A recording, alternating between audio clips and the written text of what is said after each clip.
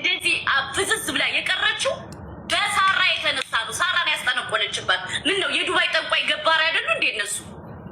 የጠንቋይ ገባሪ እኮ ናቸው። ጉድ ብለን ከሰማን የማንሰማው ጉድ የለም። አላህ ይጠብቀን። ሰላም አለይኩም ወራህመቱላሂ ወበረካቱ።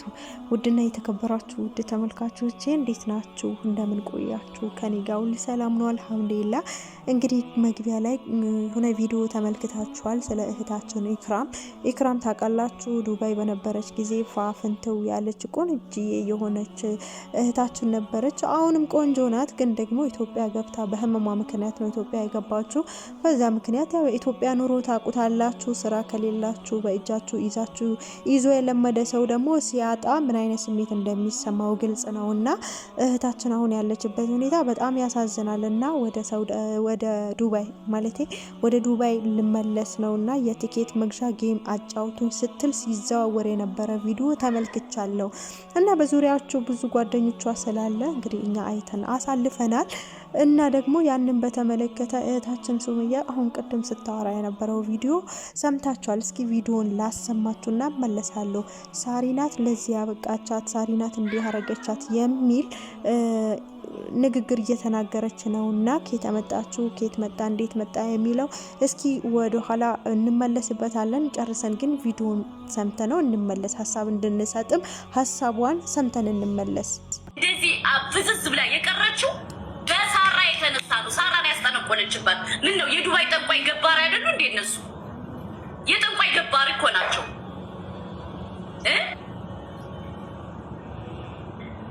ሳራ የምትባለው እባብ ባይዘወይ ሳራ ዳጣን አትግዙ፣ ያጀማ አትግዙ፣ መግዛት የለባችሁ። ምክንያቱም በጣም ተንኮለኛ ናት። ከምሬንም ነግራችሁ ወላሂ እኔ ኢክራም በጣም ነው የምታሳዝነኝ። እኔ ኢክራምን አላውቃትም፣ ግን ከሚሰሩት ቪዲዮ ተነስቼ ነው የምሰራላችሁ። ሳራ ዳጣ የመርዝ ብልቂያት፣ ተንኮለኛ፣ የጠንቋይ ገባሪ ናት። ገባችሁ? ከዚህ ጋር አስመስለን ማለፍ አሽቃብጠን ማለፍ ምናምን አይደለም። ኢክራምን በሲህር ያሳበደቻት እሷ ናት እያልኳችሁ ነው። ኢክራምን በሲህር አፍዛ አደንስዛ የስንት ቦታ ትደርሳለች የተባለች ልጅ ያፈዘዘቻት እሷ ናት። ሳራ ዳጣ በጣም ክፉ መርዝ አረመኔ ናት ኢክራም። ወላሂ እኔ በባለፈው የለቀቀችው ቪዲዮ በጣም ነው ያሳዘነኝ። የትኬት አንስቼ ነው ዱባይ የቀረው ስትል በጣም ነው ውስጤ የተነካው። ለምን ጌም እንዳትጫወት ያደረገቻት እሷ። እኔ አንዳንዴ ሳስበው በቃ የሆነ እኔ እንትኖ ኢክራም ብታፈነዳው የሳራ ጉድ፣ የሳራ ተንኮል፣ የሳራ ክፋት የሚወጣ ይመስለኛል። ምክንያቱም መተተኛ እንደሆነሽ መተት ታረጋለሽ። ውዶች እናንተ እኮ በመተት እኮ ነው የምትገዟት። ሳራ ዳጣን እኮ በመተት ነው የምትገዟት። እኛ ታውቀናል፣ እኛ እንደዚህ ብለናል የምትላችሁ አንድ ነገር ስትገዙ መተት አርጋ ትሰድበታለች። ከዛ በኋላ እናንተ አፋችሁን ትዘጋላችሁ። ያለ ነው ሀቁ። ገባችሁ? ኢክራም እንዳትወጣ፣ ኢክራም እንዳትቀየር ባይዘው በኢክራም ትቀና ነበር። ጌም ልትጫወት ሀብታም ሊሰጣት አይሆንም፣ ይሰድቡሻል፣ ተይ እንደዚህ ተይ። ሱብሃነክ እኔ ወላሂ ምን አይነት አረመኔ ምቀኛ እንደሆነች ያወቁት መቼ እንደሆነ ታውቃላችሁ? እሷን ተይ ብላ እሷ ጌም ስትጫወት ነው ያወቁት። ሳራ ተንኮለኛ፣ ክፋት፣ ክፉ መንፈስ እንዳለባት የተረዳሁት የዛኔ ነው። ኮምፕሊንክ አድርጉ፣ ቆርጣችሁ አድርሱላት። ምን አባቷ ታመጣለች? ጫያ እኔ የሰው ክፉ፣ የሰው መርዝ፣ የሰው ተንኮለኛ፣ በቸገረው ሰው የሚነግድ በጣም ነው የምጠላው። በቸገረው ሰው ጢባጥብ የሚጫወት ሰው ወላሂ በጣም ነው የምጠላው። ሳራ ማለት ደግሞ እሷ ናት። ገባችሁ? አስመሳይ እባብ። በዚህ ስታያት ሌላ ናት፣ በዚህ ስታዩት ሌላ ናት። ገባችሁ? ሙስተዓን አላህ ይጠብቀን። እንግዲህ ቪዲዮ እንደሰማችሁት ነው። እህታችን ሱመያ ከየት እንዳመጣችው ባላቅም ሳሪናት ለዚህ ያበቃቻት።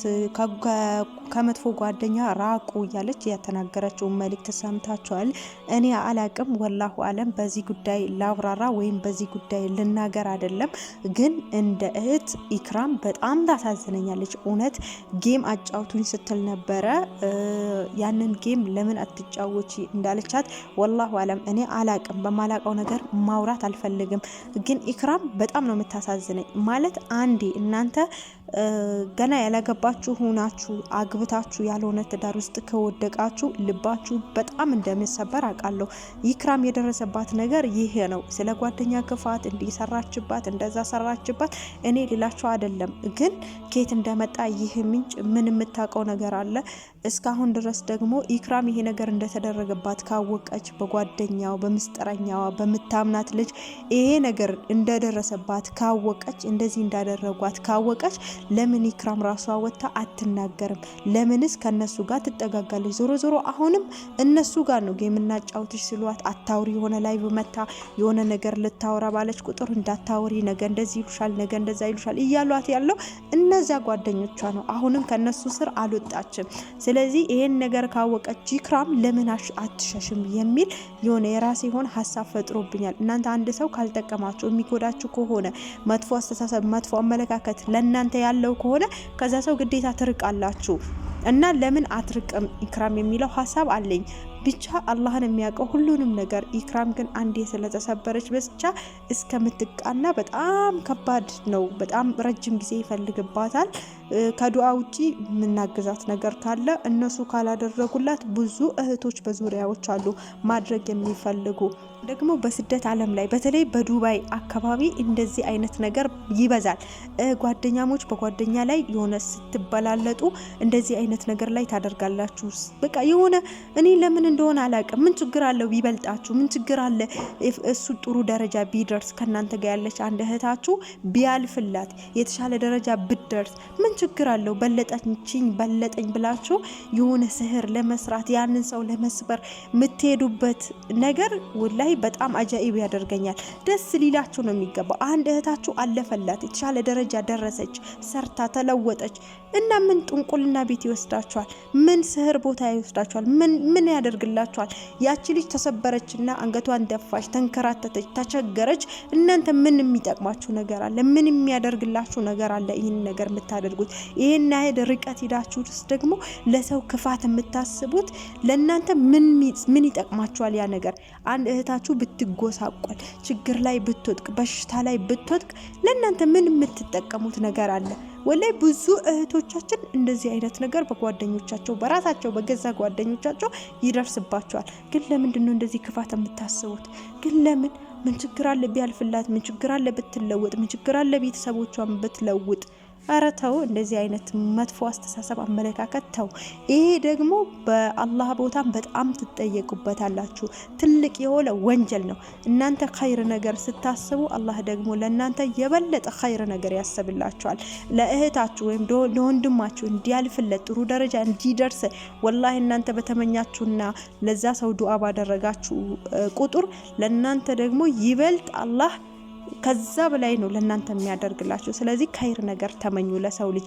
መጥፎ ነገር ክፋት ከናንተ በታች እንዲሆን፣ ድሃ እንዲሆን፣ እንዲቸገር፣ በሽተኛ እንዲሆን ምን ያንን እስከዛ ጥግ ወሰዳችሁ? ልባችሁ ንጹህ አድርጉ።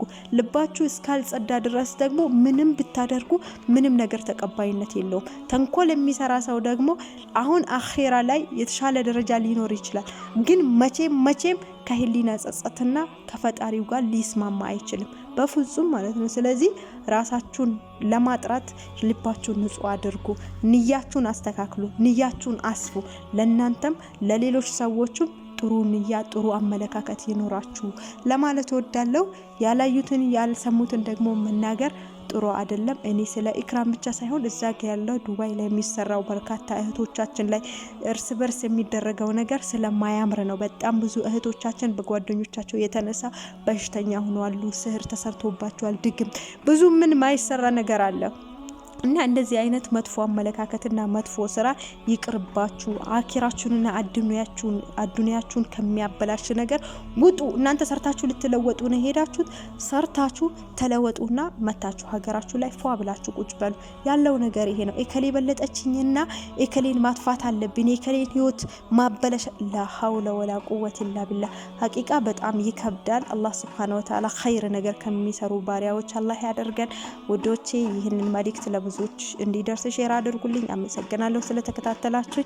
በሌላ ጊዜ በሌላ ቪዲዮ ተመልሰን እስከምንገናኝ በያላችሁበት ሰላም ሁኑ።